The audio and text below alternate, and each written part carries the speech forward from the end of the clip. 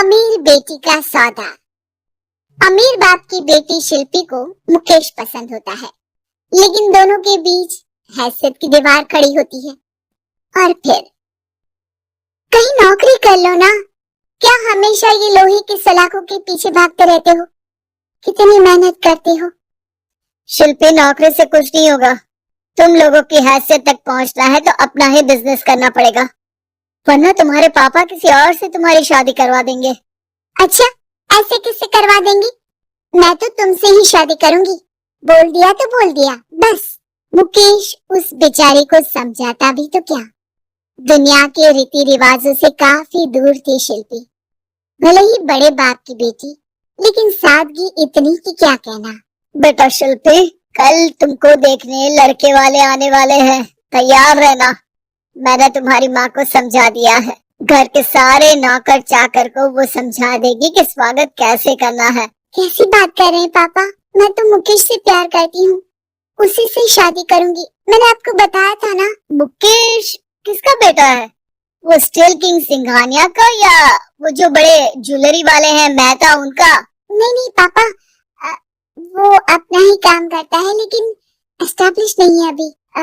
पापा, वो आपके पास कब आएगा?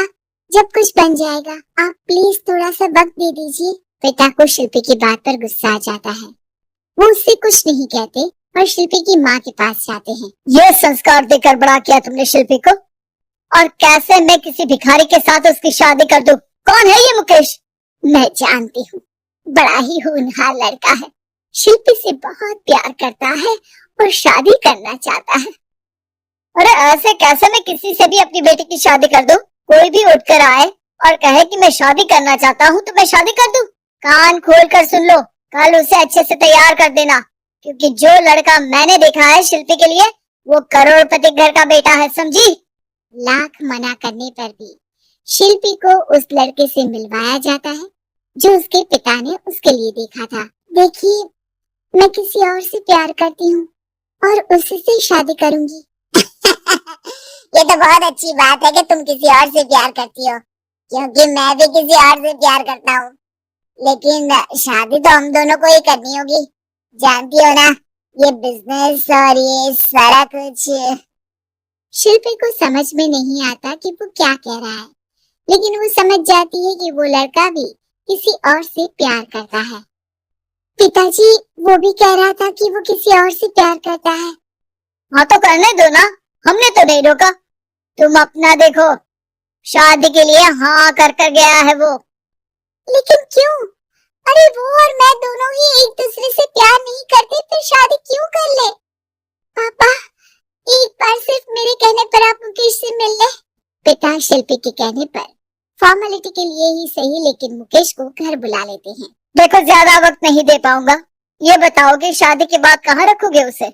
2 कमरे के मकान में? नहीं सर, मैंने 2 साल के बाद का सारा प्लान कर लिया है। मैंने आयरन इंडस्ट्री खड़ी करने के लिए पूरा ब्लूप्रिंट तैयार किया है। मेरी खुद की जगह है दादाजी की। बस थोड़ा फंड का अरेंजमेंट हो जाता तो काम शुरू कर देता। अच्छा, मतलब तुम यहाँ फंड रेज करने आए हो? मुकेश समझ जाता है कि उसके पिता शिल्पी की शादी उससे कराने के मूड में नहीं है। फंड आप कभी दे भी नहीं पाएंगे मुझे तो सिर्फ शिल्पी चाहिए। मैं उसके बिना नहीं रह सकता सर। मैं उसे बहुत खुश रखूंगा।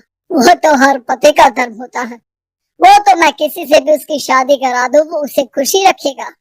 लेकिन देखो, मैं ज्यादा बात को घुमाना नहीं चाहता। वो बड़े घर की लड़की है, उसे काम काज की आदत नहीं। अभी वो समझ नहीं रही, लेकिन तुम तो समझो।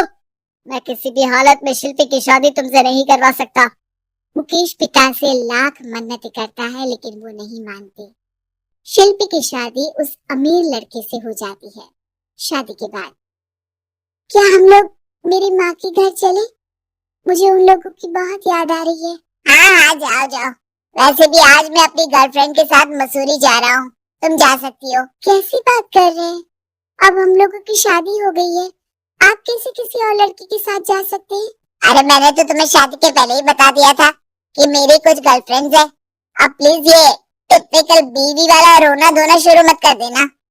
शिल्पी पिता के घर जाती है और माता पिता को सारी बात बता देती है। इतना गंदा इंसान निकलेगा मैंने तो सोचा ही नहीं था।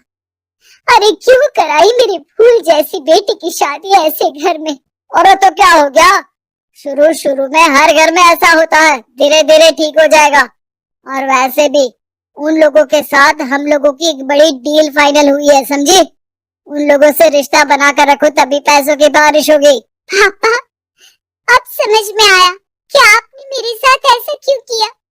मुकेश आपके सामने गिड़गिड़ा कर गया कि वो मुझे बहुत खुश रखेगा, लेकिन आपने मेरी शादी एक ऐसे लड़के से करा दी जो किसी और लड़की से प्यार करता है और शादी सिर्फ समझौते के लिए कर रहा है। पापा, मैं जा रही हूँ, लेकिन इस घर में कभी पैर भी नहीं रखूंगी। आपने मुझे सामान की तरह इस्तेमाल किया। माँ शिल्पी को बहुत रोकती है, लेकिन वो एक नहीं सुनती। कुछ समय बाद, शिल्पी, मुझे नहीं लग रहा कि अब हम दोनों के बीच ये शादी और रह पाएगी। मैं किसी और से शादी करना चाहता हूँ। वैसे तुम परेशान मत हो ना, तुम्हारे पापा के साथ हम लोगों की डील जो चल रही है ना, वो नहीं रुकेगी, क्योंकि तुम बहुत अच्छी लड़की हो। ठीक है, मैं जा रही हूँ तलाक के पेपर में साइन करके, लेकिन एक शर्त है, मैं कहाँ गई ये बात मेरे पिता तक नहीं पहुँचनी चाहिए। शिल्पी घर छोड़कर चली जाती है। वो एक नौकरी करती है और अपना जीवन खुद संभालती है।